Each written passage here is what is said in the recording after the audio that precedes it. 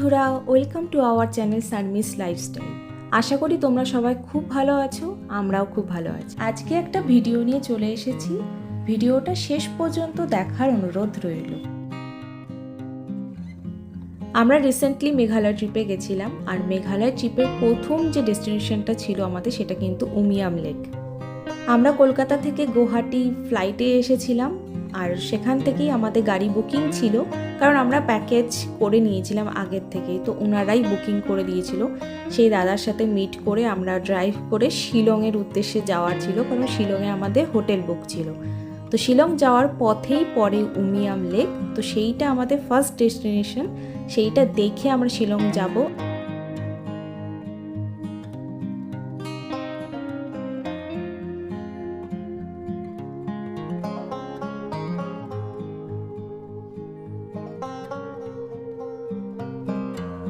এখন আমরা আমাদের মেইন ডেস্টিনেশন উমিয়াম লেকে কিন্তু পৌঁছে গেছি। আমি মাঝ রাস্তা অ্যাকচুয়ালি ঘুমিয়ে পড়েছিলাম, তাই ঢোকার সময়টা একদম খেয়াল থাকেনি। মানে আমি যখন উমিয়াম লেকে ঢুকছি তখনও আমি ঘুমিয়েই ছিলাম, মানে একদম জাস্ট চোখটা লেগে গেছিলো, কারণ অনেক সকালে ফ্লাইট ছিল আর আমরা ওখানটায় নেমেছি 9টা সাড়ে 9টার সময়। তো ওখান থেকে উমিয়াম লেক যেতে আমাদের মোটামুটি 1.5 ঘন্টা লেগেছে, 11টা। তো আমি একটু টায়ার্ডও ছিলাম, অনেক সকালে উঠেছিলাম বলে, তাই ঘুম পেয়ে গেছিলো। তো আমি একদম নিতে পারিনি শটটা। ঢোকার আগে আমাদের একটা এন্ট্রি ফিস নিল 50 রুপিস করে, মানে দুজনে 100, ড্রাইভারে কোনো নেয়নি চার্জ। আর পার্কিংটা যেটা থাকে, পার্কিংটা আলাদা করে নেয়। তো আমাদের যেহেতু প্যাকেজ সিস্টেম ছিল, তো সেটা ড্রাইভার বুঝে নেবে, ওটা তো আমাদের দেখার দরকার নেই। তো আমাদের দুজনে যে এন্ট্রি ফিস ছিল 50 100 রুপিস নিয়েছিল। তারপরে পার্কিং হলো, আর ওখান থেকে আমরা হাঁটতে হাঁটতে এরকম কিন্তু সামনে এগিয়ে যাচ্ছি। আর সামনে তোমরা দেখতেই পাচ্ছ পাশ দিয়ে যে উমিয়াম লেক, ওটাই কিন্তু লেক। সামনে আরও একটু সুন্দর আছে। এই উমিয়াম লেককে কিন্তু এখানকার লোকাল যে লোকেরা, তারা কিন্তু বারাপানি বলে ডাকে, কারণ যে ড্রাইভারটা দাদা ছিল সেও কিন্তু বারাপানিও মাঝে মাঝে বলছিল। তো আমি জিজ্ঞেস করলাম যে এটা বারাপানি কেন বলছো, তো বলছে এটার লোকাল নাম বারাপানি, উমিয়াম লেক খুব কমই বলে। উমিয়াম লেকটা পরে নাম দেওয়া হয়েছে, যেহেতু উমিয়াম রিভার ছিল। মোস্ট প্রবাবলি 1960-তে উমিয়াম রিভারটাকে ড্যামিং হিসেবে পরিকল্পনা করেছিল, এবং তারপরে কিন্তু উমিয়াম লেকে এটা পরিণত হয়। এই উমিয়াম লেকের এরিয়াটা মোটামুটি 220 থেকে 225 স্কোয়ার কিলোমিটার পর্যন্ত বিস্তৃত, মানে অনেকটাই বড়, সেটা বুঝেই গেলে। সত্যি অনেকটা বড়, আর জায়গাটা অসাধারণ সুন্দর, না গেলে বুঝতে পারবেন না। বন্ধুরা, তোমাদের যদি কারোর শিলং প্ল্যান থাকে তো অবশ্যই কিন্তু উমিয়াম লেক অবশ্যই যাবে। এটা আমি নিচ দিয়ে ঢুকছি, সেই জন্য এরকম খারাপ রাস্তা দেখতে পাচ্ছ। অ্যাকচুয়ালি উপর দিয়ে যাওয়ার রাস্তা, আমরা ফেরার সময় উপর দিয়ে নামবো। আমি বললাম সন্দীপকে যে আমরা এদিক দিয়ে যাই, বেশ ভিউটা বেশ ভালো লাগছে আমার, সেই জন্য। আর আরেকটা জিনিস আমি ফিল করছিলাম ওখানটায়, ভীষণ ভীষণ পরিমাণে পিসফুল জায়গাটা, মানে ভীষণ শান্ত। এখানে কিন্তু আমরা দুজন নেই, এখানে প্রচুর লোকজন রয়েছে, আর সবাই কিন্তু রীতিমতো চিৎকার চেঁচামেচি করছে, কথা বলছে নিজের মধ্যে। আর ওখানে তো স্কুটিং হচ্ছে সামনে, তো ওখানেও অনেকে প্রচণ্ড হইহুল্লোড় করছে, কিন্তু তবুও সমস্ত ধরনের নয়েজটাকে কোথায় যেন পিছিয়ে ফেলে, মানে আমার এটা লাগছিল, আমার পার্সোনালি মানে ফিলিং হয়েছিল। আমি মানে অসাধারণ একটা ফিলিং লাগছিল, মানে ভীষণ শান্ত জায়গাটা। মানে আপনি যদি চুপ করে একটা জায়গায় গিয়ে বসে দৃশ্যটা মজা নেন, খুবই খুবই খুবই ভালো লাগবে। উমিয়াম লেকের মেইন আকর্ষণ এই দৃশ্যটা ছাড়াও কিন্তু স্কুটিং আর বোটিং, মানে বোটিং এখানে সবাই করে। আরও অনেক কিছু রয়েছে, বাট আমার মনে হয় না ওগুলো এখানটায় চালু আছে, কারণ আমরা যখন গেছিলাম তখন অনলি স্কুটিং আর বোটিং ছিল। তো আমরা স্কুটিং নিয়ে আমরা বোটিং নিয়েছিলাম, বোটিংয়ের টিকিট কেটে নিয়েছিলাম। টিকিট কাউন্টারটা উপরেই। তা আমি এখান থেকে উপর থেকে একটা ভিউ দেখাচ্ছি, যে উপর থেকে ঠিক কীরকম ভিউ দেখতেই পাচ্ছেন। সামনে একটা কিন্তু স্কুটিং হচ্ছে।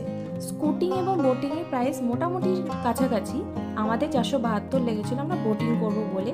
এই ফটোটা আপনারা একবার পজ করে ভিডিওটা দেখে নেবেন, ওখানে চার্জেসগুলো লেখা রয়েছে। টিকিট কেটে যখন বোটিংয়ের সামনে এলাম তখন দেখলাম বিশাল বড় একটা লাইন, আর সেই লাইন যেন শেষই হচ্ছে না, একটার পর একটা লোক যেন চলেই আসছে আমাদের আগে, কিছুতেই আসছে না। আর সব থেকে বড় কথা, এখানটায় দুটো বোটই, মানে আশেপাশে অনেক বোট ছিল বাট কোনো বোট চালাচ্ছিল না কেউ। দুটো বোটই এখানে অ্যাভেলেবেল ছিল, একটা কাপলদের জন্য, মানে সিঙ্গেল বোট, দুটো সিট থাকে, আর একটা 10টা সিট রয়েছে এরকম টাইপের বোট ছিল, যেটাতে ফ্যামিলি বা গ্রুপ করে যেতে পারেন। বলেছিলাম যে সিঙ্গেল বোট যেটা, সেটাতেই যাব। তো সেই জন্য আমাদের একটু লেট হয়ে গেছিলো, মোটামুটি 1.5 থেকে 2 ঘন্টা আমরা দাঁড়িয়েছিলাম লাইনে। 2 ঘন্টা ওয়েট করার ফল খুব একটা খারাপ নয়, কারণ যখন আমরা বোটে উঠলাম আর বোট যখন স্টার্ট দিল, অসাধারণ আসছে পাশের ভিউগুলো। ওরা একবার এক জায়গা থেকে ঘোরাচ্ছিল, আমাদেরকে এই সাইডটা ঘুরিয়েছিল, ডান দিকের সাইডটা, যে সাইডটা দিয়ে আমরা ঢুকলাম সেই সাইডটা ঘুরিয়েছিল। আরেকটা ঘোরাচ্ছিল ওই মাঝখানে যে আইল্যান্ডটা দেখছিলেন সেটা পুরোটা ঘুরে নিয়ে আসা। তো একবার একই রকম সাইড, বাট যেটাই সাইড হোক সমস্তটাই কিন্তু ভালো, একই রকম সব দিকে। উমিয়াম লেকে গেলে আপনারা বোটিং স্কুটিং করতে পারেন, বোটিং তো করতেই পারেন, ভালো লাগবে, আমি বলবো ভালো লাগবে। আর যদি না করতে চান তাহলে একবার একটা জায়গায় দেখে নেবেন, চুপ করে বসে থাকবেন আর ভিউটা মজা নেবেন, খুব খুব খুব ভালো লাগবে। আমি আগেই বলেছি যে প্রচণ্ড পিসফুল লেগেছে আমার পার্সোনালি। আই হোপ আপনাদেরও খুব ভালো লাগবে জায়গাটা। Our hearts beat to the city streets. We began to feel the fire. We rise like tall buildings as the chemicals they take us higher. The night's young and it's just begun as she puts her hand in mine.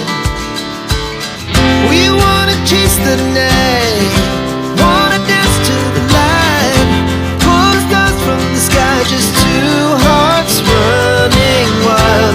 Never sleep, never stop, as we shout from the top. We're gonna be two hearts running wild.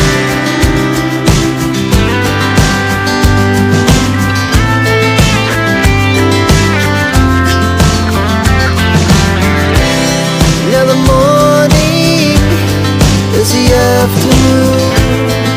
We lay awake in bed.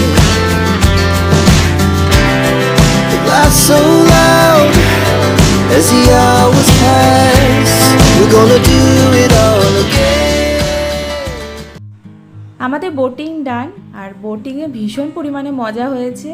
আর এখন আমরা শিলংয়ে যাচ্ছি, কারণ আমাদের হোটেলেও যেতে হবে, অনেকটা বিকেল হয়ে গেছে, প্রায় মানে 3:30-4 বেজে গেছিলো। তো আমাদের ড্রাইভার বললো যে তাড়াতাড়ি বেরিয়ে চলুন, নয়তো শিলংয়ে পৌঁছাতে অনেকটা লেট হয়ে যাবে। আর এমনি এখন ওই রাস্তাটায় কাজ হচ্ছিল, উমিয়াম লেকের পরে একটা ব্রিজে কাজ হচ্ছে, সেই জন্য একটু জ্যাম বেশি লাগছে। তো সেই জন্য আমরা তাড়াতাড়ি বেরিয়ে পড়লাম আর বেশি দেরি না করে।